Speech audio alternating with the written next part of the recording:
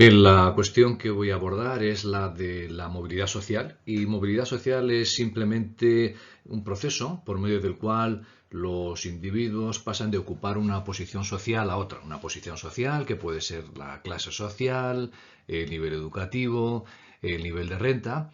Esto es lo que sería movilidad social vertical, es decir, ascender de una clase a otra, también descender de una clase a otra o incluso permanecer en la misma clase social.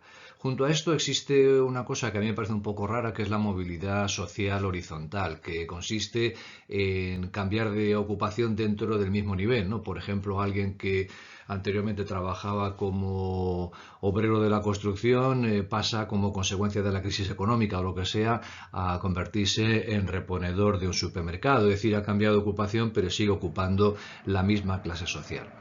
La idea que se suele tener es que la movilidad social es inequívocamente positiva, la movilidad social ascendente, quiero decir.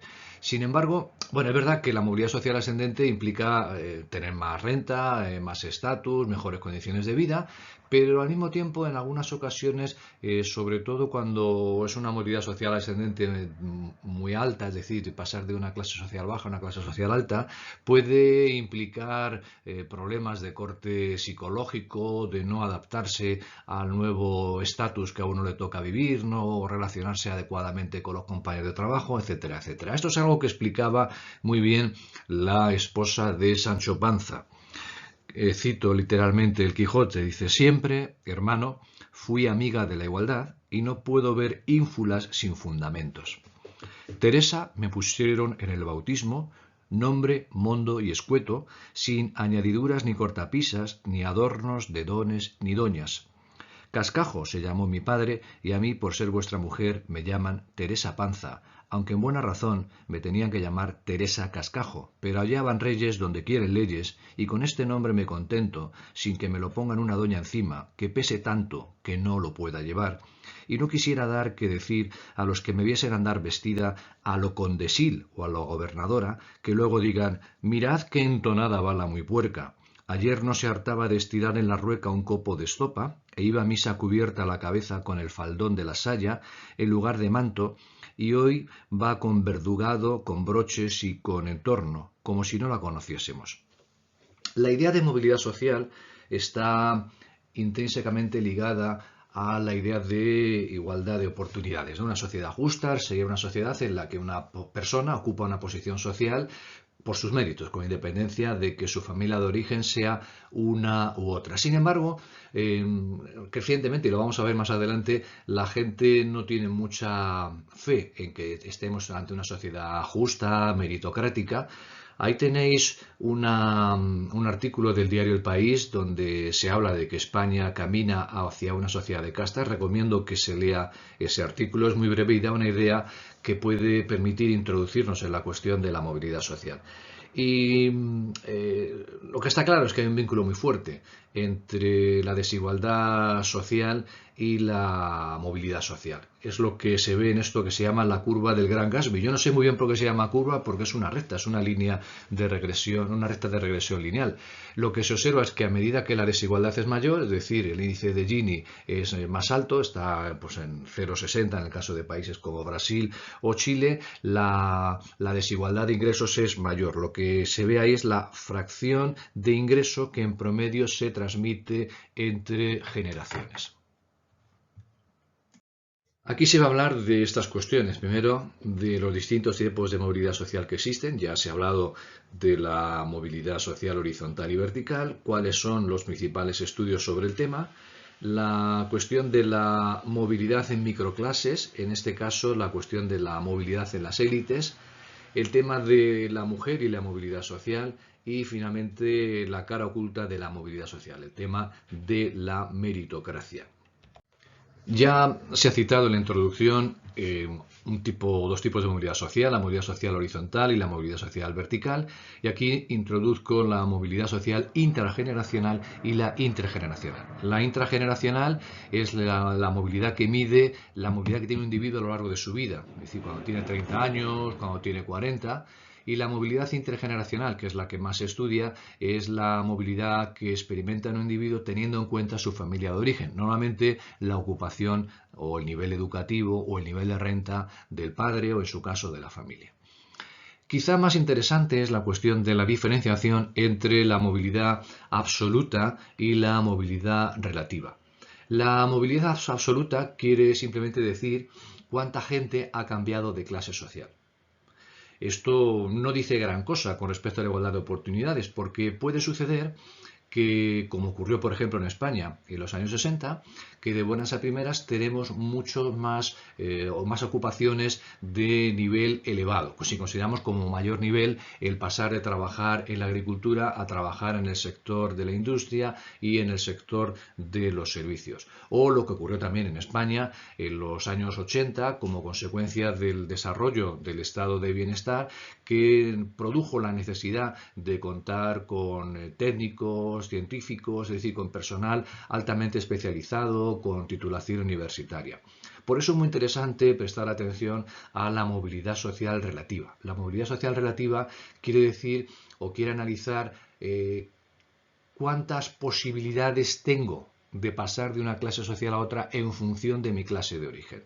¿Qué quiere decir esto? Pues que si perteneces a la clase trabajadora es mucho más difícil que pertenezcas a la clase de servicio que si tu familia pertenece previamente a la clase de servicio o a las clases intermedias. Ahí tenemos un gráfico en el que se ve la movilidad de destino para los nacidos en ese periodo tan amplio de entre 1951 y 1985 en el año 2011. Y bueno, lo que se ve, pues que si tus padres son de clase trabajadora, el 45% de las personas que están en esa situación siguen perteneciendo a la clase trabajadora y en torno a un 18% de la gente de origen de clase trabajadora termina por pertenecer a la clase de servicio. Pero si vamos a la parte de arriba, a la clase de servicio, pues más del 50% de la gente que pertenece a la clase de servicio tiene como familia o tiene como padres a personas que pertenecen a su vez a la clase de servicio y no sería nada despreciable tener en cuenta que aproximadamente un 17% de la gente de clase trabajadora procede de la clase de servicio. ¿Cuáles son los principales estudios que ha habido con respecto a la movilidad social? Bueno, empezamos por la sociología clásica, por el sociólogo italiano Vilfredo Pareto, que hablaba de la circulación de las élites. No es estrictamente movilidad social, pero es algo muy similar, ¿no? Él viene a decir que siempre tiene que haber una élite que gobierne la sociedad y critica al socialismo, porque en definitiva el socialismo significa simplemente la sustitución de una élite por otra, que por desgracia es lo que ha ocurrido, ¿no? Es decir, se ha sustituido una élite, la nobleza, en el caso de Rusia, por la nomenclatura, por la gente dirigente del Partido Comunista, en el caso de la Unión Soviética. Para el marxismo no ha sido muy importante tradicionalmente el tema de la movilidad social, ¿no? Ahí tenemos lo que decía Nikos Poulantzas, que es un destacado teórico marxista de los años 70 y 80, decía que es un tema banal y propio de la sociología burguesa, porque es insignificante para el análisis de clases, ya que lo fundamental es la estructura de posiciones. Es decir, que siempre habrá gente en una sociedad capitalista que esté en las posiciones privilegiadas. Sin embargo, pese a esto que se dice desde el marxismo clásico y desde lo que dice Poulantzas, pues tengo por aquí una cita que trae a colación John Goldthorpe de Carlos Marx, que dice, y que refuerza la idea de la importancia de la movilidad social, dice: la circunstancia de que la Iglesia Católica en la Edad Media formase su jerarquía a partir de los mejores cerebros, independientemente de su estado, nacimiento o riqueza, fue uno de los medios principales de consolidación del gobierno eclesiástico y de su supresión del laicismo. Cuanta mayor es la capacidad de una clase dominante para asimilar a las mentes más aventajadas de la clase dominada, más estable y peligrosa se vuelve su dominación. El siguiente autor que tenemos ahí es un exiliado ruso que escribe a comienzos del siglo XX, que es Piotr Sorokin. Sorokin hace un estudio de carácter histórico con Roma clásica, la China clásica, y detecta cosas que sorprendentemente vamos a ver corroboradas en los estudios posteriores. Primero, que en general hay poca... todas las sociedades tienen movilidad social, pero que la movilidad social es más bien escasa. Y distingue dos conceptos, el concepto de intensidad y el concepto de generalidad. Intensidad quiere decir el número de capas sociales que atraviesan el individuo. Es decir, pues si distinguimos 5 clases sociales, clase baja y arriba clase alta, y entre medias hay otras 3, pues ha recorrido esa persona que pasa de la clase baja a la clase alta 4 capas, ¿no? Y la generalidad, que es el número o el porcentaje de individuos que ha cambiado de clase. Y estas son las principales conclusiones de Sorokin, que insisto, son conclusiones que siguen más o menos refrendadas en los estudios posteriores. Primero, que casi no ha habido ninguna sociedad cuyas capas hayan estado absolutamente cerradas o en la cual la movilidad social no haya existido. Que nunca ha habido ninguna sociedad en la que la movilidad vertical haya sido absolutamente libre, es decir, que no se rija por algún tipo de reglas. Que la intensidad, lo que hemos visto antes, distancia recorrida, y la generalidad, el número de personas, fluctúan dentro de la misma sociedad de acuerdo con las distintas épocas. Y la intensidad, al igual que la generalidad, varía de una sociedad a otra y parece que no hay ninguna tendencia definida perpetua sobre el tema de la movilidad social. Bueno, y vamos con los estudios. Esto quizás sea la parte un poco menos atractiva de esta presentación, pero merece la pena ver cómo ha ido evolucionando, ¿no? Cómo se ha ido pasando desde unos estudios, digamos, muy simples desde el punto de vista de la metodología estadística a estudios cada vez más complejos. El primer estudio que cabe citar es ese estudio británico, Inglaterra, Escocia y Gales, hecho en la London School of Economics en el año 1949 a cargo de David Glass. Y ahí tenemos pues una muestra aleatoria de 10.000 adultos de más de 18 años. Y lo que dice es que hay una considerable cantidad de movilidad social de corto recorrido, unida a una elevada rigidez y autorreclutamiento de los extremos, tanto arriba como abajo, y que la mayor parte de la movilidad social supone efectuar un pequeño recorrido. Es decir, que un poco lo que decía Groucho Marx, ¿no? Que trabajando he conseguido ascender desde la nada hasta la pobreza más absoluta. Un estudio posterior, en este caso realizado por estos sociólogos norteamericanos, por Lipset y Bendix, y aquí se analizan 9 países, distinguen 3 grupos sociales: trabajadores manuales, trabajadores no manuales y trabajadores agrícolas. Y se concentraron en el análisis de la movilidad social a lo largo de estas 3 líneas divisorias. Y quizás lo más llamativo de este estudio es que puso de manifiesto que en realidad Estados Unidos no es ni mucho menos la meca de la movilidad social. Y ahí se señala que Dinamarca es el país en el cual hay mayor movilidad social. Y otro estudio posterior, esta vez de los años 60, y aquí ya entramos en una cierta mayor complejidad estadística, es el estudio de Blow y Duncan, con 25.000 hombres y no mujeres, ¿no? De entre 20 y 64 años, y recurren a una estrategia de regresión múltiple, de path analysis. Quizás lo más significativo de este estudio es que se presta una enorme atención al peso que tienen el origen social sobre la movilidad social. Y pasamos a algo ya más reciente, estudios realizados por John Goldthorpe y varios de sus colaboradores, y de aquí voy a subrayar algunas cosas. Primero, tenemos un esquema de clases del cual ya se ha hablado anteriormente, el esquema de clases de John Goldthorpe, y en la gráfica de abajo está en inglés, pero yo creo que se puede entender fácilmente, ¿no? Tenemos en la parte superior la movilidad para la población masculina, ¿no? Active Male Population. Y abajo tenemos la movilidad para la población femenina, ¿no? Active Female Population. Bueno, lo primero que se ve es que las clases de servicio, la clase 1 y 2, ha crecido enormemente desde el año 1951 hasta el año 2011. Esto es lo que quiere decir que ha habido mucha movilidad social absoluta, es decir, que hay cada vez más espacio en la cumbre de la pirámide social. Y si nos vamos a más abajo, vemos que las clases 6 y 7, que son las clases trabajadoras, han visto disminuir considerablemente su porcentaje a lo largo de este periodo. ¿Y por qué conviene prestar atención a la parte de abajo del todo? porque se observa la enorme diferencia que hay en la estructura de clases si solo tenemos en consideración a los varones y si tenemos solo en consideración a las mujeres. Y lo que se observa es que el porcentaje de mujeres que ocupan las posiciones 1 y 2, es decir, la clase de servicio, es mucho menor el porcentaje que con respecto a los hombres.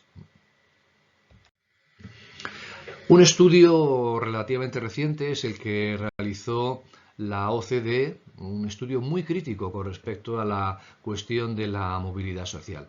De hecho, si alguien controla el inglés, pues puede meterse en la presentación de este libro. Hay un debate interesante sobre la cuestión de la movilidad social. Bueno, aquí tenéis una diapositiva un tanto densa, conviene quizás para la presentación y leer las cosas que aquí se dicen. Y como se puede ver, pues se subraya la importancia que tiene el haber nacido en una familia u otra. Es decir, si naces en una familia pobre, con mala salud, cuyos padres tienen bajo nivel educativo, tus posibilidades de experimentar procesos de movilidad social son muy bajas.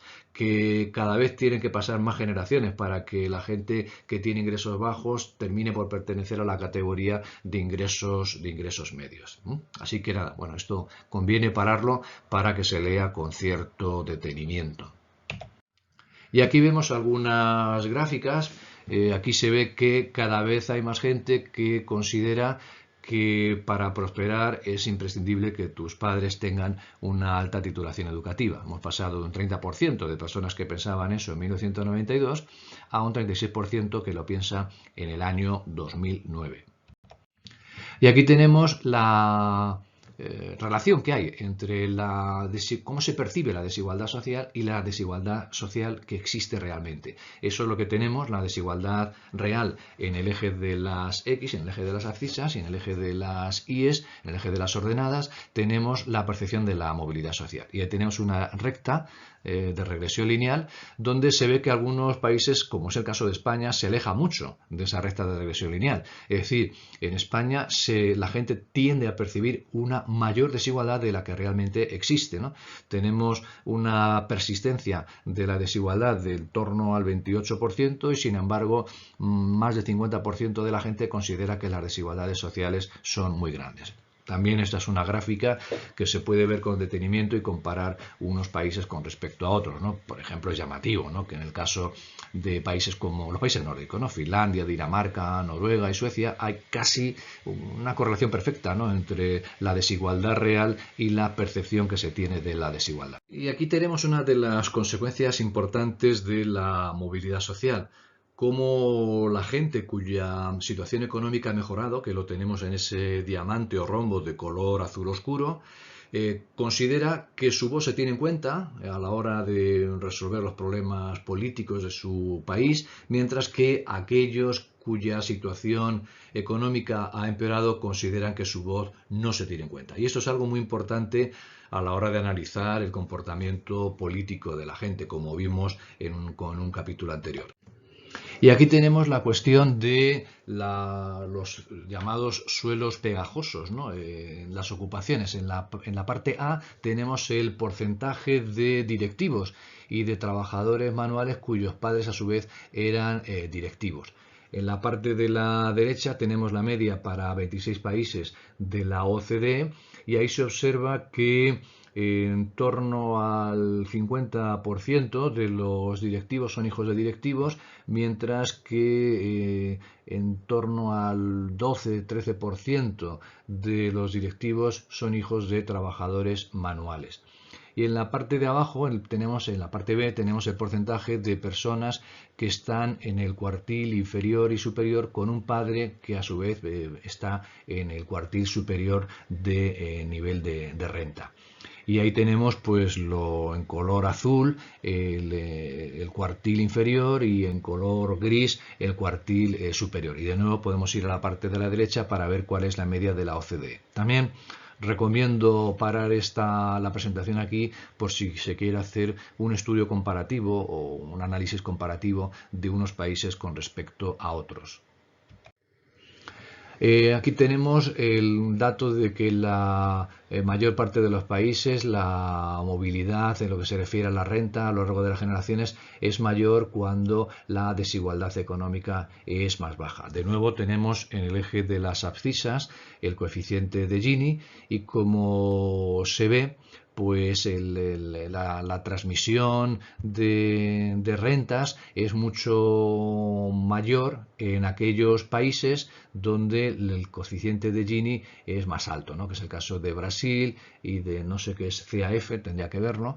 Y en la parte, digamos, más equitativa, pues tenemos de nuevo a los países escandinavos, Suecia, Finlandia, Noruega, Dinamarca.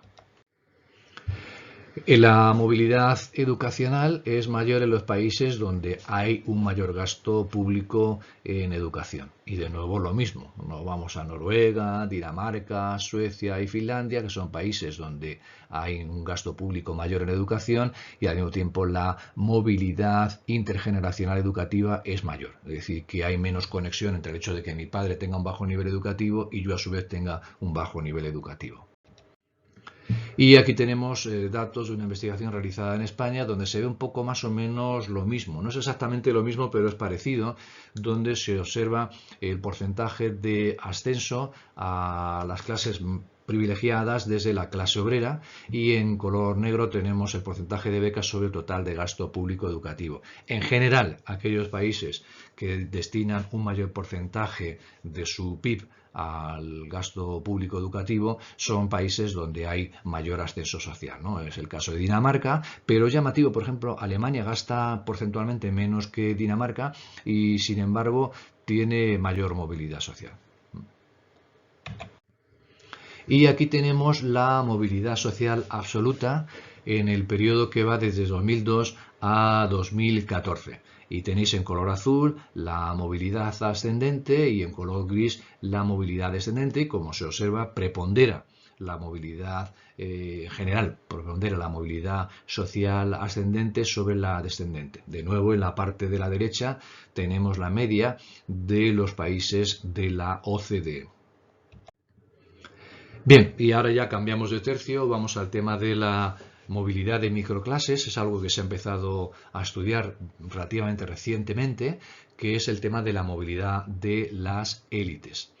Gary Becker y Tons, Gary Becker fue premio Nobel de Economía, decía que las ventajas o desventajas de los ingresos se desvanecen al cabo de 3 generaciones. Ya hemos visto que la OCDE dice que son 4 o 5, pero en el caso de las élites estamos hablando de siglos, e incluso hasta de milenios. Ahí tenemos este estudio de Gregory Clark, que analizó a partir de los apellidos el tema de la movilidad entre las élites. Y los resultados, pues como se puede ver, muestran una gran persistencia del estatus a lo largo de sucesivas generaciones, ¿no? Los conquistadores normandos, registrados como propietarios, una especie de censo, en el libro de Domesday, tenían 16 veces más probabilidades que otros nombres de entrar en las universidades de Oxford o Cambridge en 1170, un milenio después. Seguían teniendo un 25% más de probabilidades de hacerlo. Y esta vez tenemos aquí lo mismo, pero referido a la preciosa ciudad de Florencia, donde tenemos 2 familias, que no sé si serán como los Capuletos y los Montescos de la obra de Shakespeare, la familia Bernardi y la familia Grasso, cuya situación social se mantiene aproximadamente igual a lo largo de los siglos. Tenéis un resumen de esta investigación en esa página web de la Caixa, que conviene leerlo para saber de qué va. Y nos vamos a España y aquí tenemos un ejemplo de permanencia en la élite y es el caso del actual alcalde de la ciudad de Madrid. Como podéis ver tiene un montón de apellidos, yo no sé si esto podrá caber en el carnet de identidad o qué es lo que se hace en estos casos. Y bueno, pues estos apellidos constituyen una radiografía de la alta sociedad madrileña de los siglos XIX, XX y XXI. Su familia pertenece pues a la élite de los abogados del Estado, Consejo de Administración de Empresas, conexiones con la jerarquía eclesiástica. De hecho, él estudió en un colegio del Opus Dei. En fin, un ejemplo claro de mantenimiento en las élites. Y también, continuando en España, hay un estudio muy interesante sobre lo que Bourdieu llama la nobleza de Estado, es decir, qué ocurre con los abogados del Estado, con los jueces y los notarios. Y bueno, pues aquí no queda más remedio que parar la presentación y leer esta diapositiva. Lo que se observa en esta investigación realizada por gente del grupo de economistas de FEDEA es que si algún familiar tuyo, normalmente tu padre, pertenece a alguno de estos cuerpos de élite, tus probabilidades de que entres en estos cuerpos se incrementan considerablemente, especialmente cuando se trata de exámenes orales donde los miembros de la comisión evaluadora ven a cada uno de los candidatos a estos puestos de trabajo. Y vamos a otra cuestión distinta, que es la cuestión de la mujer y la movilidad social, el tema famoso del techo de cristal. Decir que España, al igual que muchos otros países de nuestro entorno, ha aprobado leyes que tratan de impulsar el que haya una mayor presencia de las mujeres en la esfera política y en los consejos de administración de las grandes empresas o en general de las empresas. Que al igual que la mayor parte de los países de nuestro entorno, la presión ha sido mucho más fuerte en el ámbito público que en el ámbito privado. De hecho, las listas electorales tienen que cumplir el requisito de que tiene que haber tantos hombres como mujeres, y esto se ha traducido en una mayor presencia de mujeres en el Parlamento Nacional, en los diferentes parlamentos autonómicos, en las entidades directivas de los partidos políticos. Sin embargo, en el sector privado, sobre todo, lo que ha habido es una recomendación, y solo para empresas que tienen más de 250 empleados, y el resultado, pues claro, es muy distinto, contrasta muy fuertemente con lo que ha ocurrido en el sector público. Esto suministra la sensación de que en muchas ocasiones las juntas directivas de las empresas son más bien juntas de hombres amiguetes, ¿no? Un club de hombres que es reacio a que puedan entrar mujeres. Y es por ello por lo que se plantea la cuestión de las cuotas femeninas, es decir, una medida evidentemente temporal, pero que puede ser útil para que haya un cierto equilibrio entre hombres y mujeres en estas esferas. Es verdad que es una medida polémica, ¿no? Porque hay quien puede, María Dolores de Cospedal, ¿no? Que fue ministra con Rajoy, pues decía que es abogada del Estado, por cierto. Se negaba a considerarse una mujer cuota, es decir, que una mujer que entra porque ocupa ese porcentaje puede ser vista por los demás como alguien que no reúne los méritos precisos para desempeñar el puesto de trabajo que ocupa. Lo que sí hay es un cierto consenso en que una mayor presencia femenina en los consejos de administración introduce una mayor pluralidad de perspectivas. Y ahí tenéis, bueno, pues lo que dice la investigación más reciente, que no es del todo concluyente, aunque la que cito más abajo, pues sí parece decir, ¿no?, que hay un cierto mayor rendimiento en las empresas en las que hay más presencia de mujeres, siempre y cuando haya una cierta igualdad de género en el país. Y nos vamos a la última cuestión, que es la cara oculta de la movilidad social, el discurso sobre la meritocracia. La palabra meritocracia aparece en esta obra, que es una mezcla de novela y tratado sociológico del sociólogo británico Michael Young, The Rise of Meritocracy, que es una obra en la que los puestos directivos solo pueden ser ocupados por la gente que tiene altos niveles educativos. A los 3 años se hace un test y ya se puede determinar quién va a llegar a la universidad y quién va a ocupar posiciones subordinadas. Y las posiciones más altas de la jerarquía ocupacional solo pueden ser desempeñadas por quien tiene titulación universitaria, es decir, no cabe la posibilidad de que alguien entre como botones en un banco y termine por ser el director de la sucursal bancaria. Y más recientemente tenemos algunas de las obras de Michael Sandel, este filósofo político de la Universidad de Harvard, que ha publicado un libro ya traducido al castellano que se titula La tiranía del mérito, donde se habla del desprecio que siente mucha gente con titulación universitaria con respecto a aquellos que no lo tienen, como los partidos socialdemócratas han promovido sobre todo la meritocracia, desdeñando qué ocurre con la gente que no tiene titulación universitaria. En todo caso, ahí tenéis un vídeo de 9 minutos que, a pesar de que está filmado en el campus, pues es una TED Talk, una charla TED.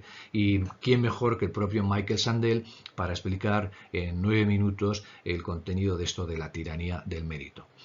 Y en la parte derecha tenéis un fragmento de una entrevista que en el programa El Hormiguero se hizo Antonio Banderas. Y aquí he seleccionado el fragmento en el que Antonio Banderas habla de su ascenso meteórico en la industria cinematográfica de Hollywood. Y él dice que si él lo ha conseguido, todo el mundo lo puede conseguir. Lo cual yo creo que tiene una doble lectura. Por un lado puede ser un reconocimiento de humildad, de que, en fin, yo tampoco tengo muchos méritos o muchas capacidades y lo he conseguido, pero también cabe la cara oculta o la cara dolorosa de esta afirmación, que es que si yo lo he conseguido y tú no, es porque tú no te has esforzado lo suficiente. Bueno, son 3 minutos y merece la pena verlo para analizarlo. Y ya como conclusiones, pues decir que la movilidad social es importante, sobre todo la percepción, que es quizá una de las diferencias que hay en la lucha de clases entre Estados Unidos y Europa, que la movilidad social es muy limitada, es decir, que no es como para tirar cohetes, que hay grupos sociales que tienden a permanecer a lo largo del tiempo, lo de la permanencia de las élites, que para analizar el tema de la importancia de la movilidad social, os recomiendo que veáis este vídeo de 13 minutos porque no tiene desperdicio. Yo creo que es un buen resumen de lo que se ha abordado en esta sesión sobre la movilidad social. Y con esto concluyo.